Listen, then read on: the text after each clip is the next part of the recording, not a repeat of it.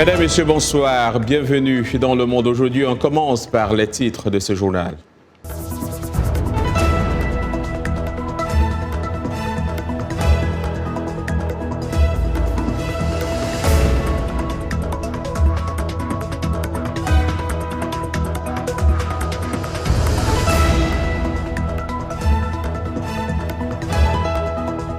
Arzouma Compaoré, bonsoir.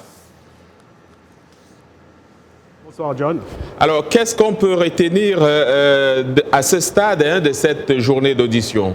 Alors John, cette quatrième journée d'audience publique était très attendue à la fois par les démocrates et les républicains. Et les démocrates et les républicains, comme je disais tantôt, Gordon Sondland, qui est l'ambassadeur américain auprès de l'Union européenne, a témoigné devant le parlementaire d'une communication directe avec le président Donald Trump. Il a une communication directe avec le président Donald Trump. Le diplomate a déclaré n'avoir jamais entendu le président Donald Trump conditionner une aide militaire destinée à l'Ukraine à l'ouverture d'enquêtes sur un potentiel rival politique. Le président Trump ne m'a jamais dit récemment directement que l'aide était conditionnée, a-t-il déclaré. C'était clair pour tout le monde qu'il y avait un lien pourtant. Je vous propose on n'aura pas un extrait de Gordon Sondland, mais il a également indiqué que c'est à la demande expresse du président que les diplomates chargés du dossier ukrainien ont accepté, malgré leurs réserves, de travailler avec son avocat personnel Rudy Giuliani. L'avocat est accusé d'avoir fait pression pour que le nouveau chef d'État ukrainien, Volodymyr Zelensky, entame les enquêtes sur les démocrates américains et sur le groupe gazier Burisma, qui avait donc le fils de Joe Biden comme candidat à l'investiture, John. Merci Arzouma Compaoré. On reviendra beaucoup plus en long sur cette actualité. Dans la région du Sahel, le Burkina Faso est l'épicentre de cette crise dramatique. Il ressort du rapport de l'ONU qu'au moins 486 000 personnes ont été contraintes de fuir leur domicile, ce qui porte à 860 000 le nombre total de personnes déplacées dans les 3 pays sahéliens. Au moment où nous parlons, des millions de personnes souffrent désespérément de la faim dans le Sahel. Des centaines de milliers de personnes sont déplacées. Des milliers de personnes sont tuées en raison de l'extrémisme et de la violence. Rien qu'au Burkina Faso, le nombre de personnes déplacées a augmenté de 500% et un tiers de la nation est désormais une zone de conflit. C'est une catastrophe. Nous devons agir et nous devons agir maintenant.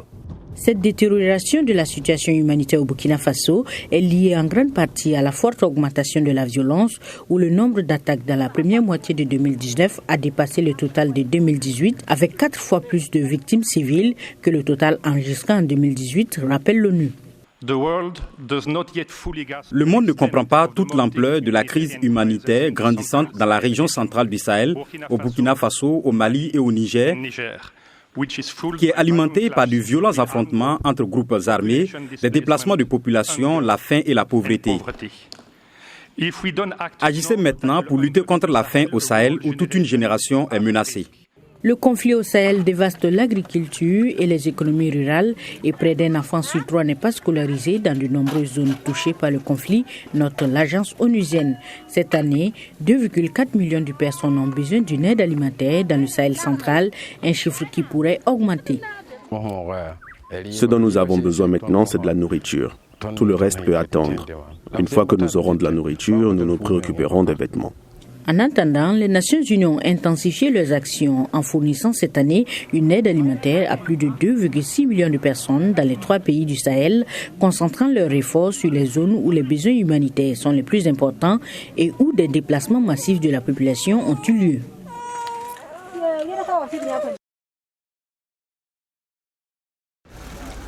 Il s'agit d'un nouveau round d'échange entre 12 dirigeants africains et la chancelière allemande autour de ce programme créé il y a 2 ans par Berlin en direction de l'Afrique. L'initiative allemande, qui entend mobiliser le G20 en faveur du continent, a pour objectif d'aider à intensifier les investissements pour créer des emplois directs en Afrique. Compact with Africa est un des éléments de la stratégie allemande pour limiter l'émigration des jeunes Africains. Pour Angela Merkel, les 2 continents tireront profit des investissements européens, mais une plus grande transparence en Afrique est vitale, dit-elle, pour attirer les entreprises européennes, dont allemandes. Notre objectif dans chaque cas est de veiller à ne plus seulement parler, mais plutôt à concrétiser des projets économiques. Il y a de très bons projets, mais l'économie allemande, et je pense que cela vaut également pour l'économie européenne dans son ensemble, doit toujours être encouragée à investir en Afrique. 12 pays africains sur une cinquantaine ont donc adhéré à l'initiative. Bénin, Burkina Faso, Côte d'Ivoire, Égypte, Éthiopie, Ghana, Guinée, Maroc, Rwanda, Sénégal, Togo et Tunisie.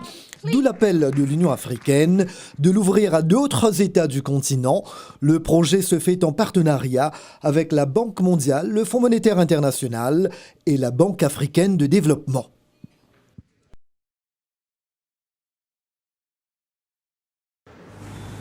Depuis 2 ans, au Bénin, Mon handicap et moi est diffusé chaque jeudi sur les ondes de la radio Ado FM, un programme d'1 heure qui suscite beaucoup d'intérêt.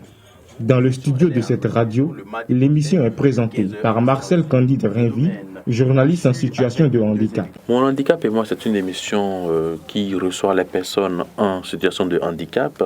On parle de leur parcours, de comment le handicap est survenu, de comment ces personnes-là ont su surmonter cette déficience, comment elles se sont imposées dans la société, comment elles travaillent, pour quand même donner encore d'espoir aux autres personnes handicapées qui sont parfois marginalisées. Mon handicap et moi est une émission interactive. Elle représente un creuset de soutien des associations aux personnes souffrant d'un handicap et constitue pour ces derniers qui se sentent enfin écoutés le canal de grâce. Il faudrait qu'on en discute régulièrement et qu'on essaie de trouver des solutions pour un temps soit peu aider les personnes qui sont porteurs de ces handicaps-là, non seulement à s'exprimer, mais à faire étalage de tout ce qu'ils ont comme talent personnel. Briser les préjugés et redonner confiance aux personnes handicapées, voilà la mission que se sont assignés Marcel Candide Rainvy et la radio Ado FM, car comme le dit le générique de l'émission,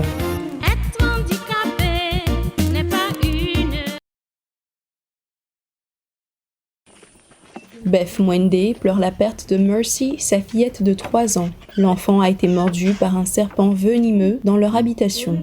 Au Kenya, les morsures de serpents tuent environ 700 personnes chaque année. Elle a été mordue vers 3 heures du matin. Elle s'est mise à pleurer et à vomir. Je ne savais pas que c'était un serpent. Alors je me suis réveillée le lendemain matin et je suis allée puiser de l'eau à la rivière. Sur le chemin du retour, ma fille aînée m'a dit que ma fillette ne se réveillait pas. Le Centre kényan de recherche et d'intervention contre les morsures de serpents travaille sur le premier antidote antivenin d'Afrique de l'Est. Les chercheurs espèrent que le produit pourra être commercialisé d'ici 5 ans à un coût bien inférieur à celui des antivenins importés.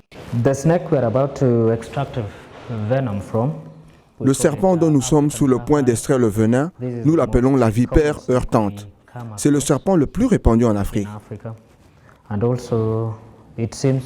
Cette espèce semble mordre beaucoup de gens parce qu'elle a tendance à se cacher au milieu des feuilles et des plantes sèches. Les chercheurs étudient le venin extrait avant d'injecter de petites quantités dans des animaux cobayes comme les moutons. Ces animaux produisent alors des anticorps qui sont collectés puis purifiés pour en faire des antidotes. Au Centre kényan de recherche et d'intervention contre les morsures de serpents, il y a de nombreux ophidiens venimeux, mais la vipère heurtante est d'un intérêt tout particulier. Il s'agit de l'espèce la plus répandue en Afrique, mais aussi l'une des plus agressives, puisqu'elle est responsable de plus de morsures et de morts que tout autre serpent sur le continent. Le champ de bataille du monde est passé de l'Europe vers l'Afrique et le Moyen-Orient. Quand Bertrand Badi parle, on écoute. En particulier quand on est intéressé par les rapports Nord-Sud. Depuis plus de 30 ans, le politiste décrypte la géopolitique avec une grille de lecture singulière. Dans l'hégémonie contestée, son nouvel essai, le professeur émérite propose une analyse du rapport de force entre nations Un rapport, selon lui, irrémédiablement bouleversé pour une raison évidente. C'est-à-dire ce qui détermine l'avenir de l'humanité aujourd'hui, ce n'est pas les missiles coréens ou iraniens, c'est la sécurité humaine, plus exactement l'insécurité humaine, l'insécurité alimentaire, l'insécurité environnementale, l'insécurité sanitaire, l'insécurité économique. Et là, pour l'essentiel, ces grandes insécurités forgent le destin des pays du Sud. Profitant de la conférence qu'il a donnée à la halle de la Gombe, à Kinshasa, chacun y a été de sa question, y compris l'ancien vice-premier ministre de l'Intérieur. Si Bertrand Badi n'élude pas la responsabilité de chaque État, il propose un autre regard. Il faut rompre avec les politiques d'APD, c'est-à-dire d'aide publique au développement, qui ont complètement échoué. Il le souligne, il y a des raisons d'espérer, et la République démocratique du Congo peut être un cap de cette espérance. La fabuleuse richesse géologique du Congo, ce sous-sol extraordinaire qui montre à quel point justement le Sud a les ressources de sa revanche, ou en tous les cas de l'œuvre de réinvention qu'il est appelé à exercer. Donc le Congo est un véritable laboratoire de cette réinvention du politique. Dans un pays où travailler, se nourrir, se projeter relèvent encore de l'arbitraire, l'analyse de Bertrand Badi sera-t-elle entendue? En attendant d'avoir accès à la trentaine de livres qu'il a écrits, ceux venus l'écouter semblaient bien décidés à en partager la dynamique. Anastasie Tudièche, VOA Afrique, Kinshasa.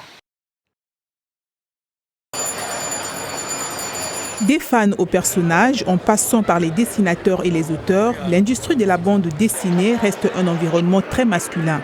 Bien que des illustratrices et des écrivaines soient présentes dans le milieu depuis les débuts de la bande dessinée, elles sont toujours sous-représentées. En tant qu'illustratrice de livres pour enfants et femmes d'origine chinoise et indonésienne, Alina Chao estime que l'industrie est de nos jours plus inclusive. Cependant, les disparités salariales entre hommes et femmes sont toujours un problème. C'est mieux maintenant. Il y a plus de femmes dans le secteur et plus de diversité, mais j'ai le sentiment qu'il faudra faire plus de progrès. Dans l'animation des dessins animés, je sais que très souvent, les femmes reçoivent des salaires inférieurs à ceux des hommes pour un même travail rendu. Mais les disparités salariales ne sont pas le seul problème dans l'industrie. Amichou pense également que le fait d'être une minorité dans l'industrie du divertissement et de l'édition a des inconvénients. En quelque sorte, parce que nous sommes des femmes, nous aurions besoin d'aides supplémentaires ou de faveurs étranges de ce genre. Il est très difficile d'être une femme dans ce secteur. Alita Martinez est l'une des premières femmes de couleur illustratrices chez Marvel et DC Comics. Bien qu'elle travaille dans l'industrie de la bande dessinée depuis 20 ans, les gens remettent souvent en question son talent. Je ne corresponds pas à l'image que les gens ont d'un dessinateur de bande dessinée. Du coup, très souvent, je suis exclue des discussions et je n'ai pas vraiment de voix dans ce secteur. Il m'est donc difficile de faire passer mes idées. Voir les choses évoluer est super. Je suis tellement heureuse que la plupart des filles n'auront pas à passer par ce par quoi je suis passée lorsque j'ai commencé dans l'industrie. Elles pourront se faire entendre et présenter leur propre travail au public. Alina Chao espère qu'avec le développement de l'industrie de la bande dessinée, les illustratrices ne seront plus sous-représentées. Effectivement, après le bâtisseur, le bulldozer, au lendemain du limogeage de Mauricio Pochettino, José Mourinho a été nommé entraîneur de Tottenham, en Angleterre bien sûr, retrouvant enfin un banc après des mois d'impatience. Suivez. Provocateur, charismatique, arrogant, tacticien de génie, avec lequel l'amour ne dure généralement pas plus de 3 ans, José Mourinho revient cultiver sa légende dans son jardin préféré de Premier League, cette fois à Tottenham.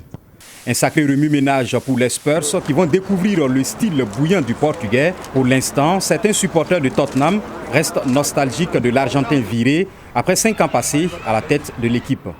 Je n'ai jamais voulu qu'il parte. Je ne l'ai jamais blâmé. Je blâme plutôt les joueurs. Je ne pense pas que les joueurs ont joué pour lui cette année. Tottenham reste sans doute en course pour une qualification au tour suivant de la Ligue des Champions, mais pointe à la 14e place de la Premier League.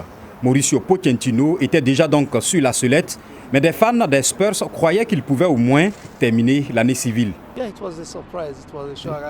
Oui, c'était une surprise, c'était un choc. Je l'ai entendu et j'ai été choqué parce qu'il n'y avait aucun signe que cela allait se produire si vite. Un changement intervenu un peu plus tôt avec le Special One qui a signé un contrat courant jusqu'à la saison 2022-2023. Il va diriger son 3e club anglais après Chelsea et Manchester United. Et justement, pour compléter, vous vous souviendrez que Mourinho a quitté Manchester United en décembre dernier. Viré donc, il a aussi entraîné des clubs comme le FC Porto, l'Inter de Milan, le Real Madrid, Chelsea, puis Manchester United. Il a remporté le titre de champion dans chacun de ces 4 championnats. Le technicien portugais est l'un des 3 managers à avoir remporté la Ligue des Champions 2 fois avec 2 clubs différents. Et vous vous souvenez également le FC Porto en 2014 et l'Inter de Milan en 2010, où il y avait bien sûr un certain Samuel Eto'o. Il a aussi été 3 fois champion de Premier League avec Chelsea. Il faut reconnaître que Tottenham occupe actuellement la 14e place de la Premier League et donc la mission s'annonce très difficile pour Mourinho s'il veut que son nouveau club fasse partie du Big Four. Et puis ici en NBA, nous parlons bien sûr de basketball. Triple-double historique la nuit dernière pour LeBron James.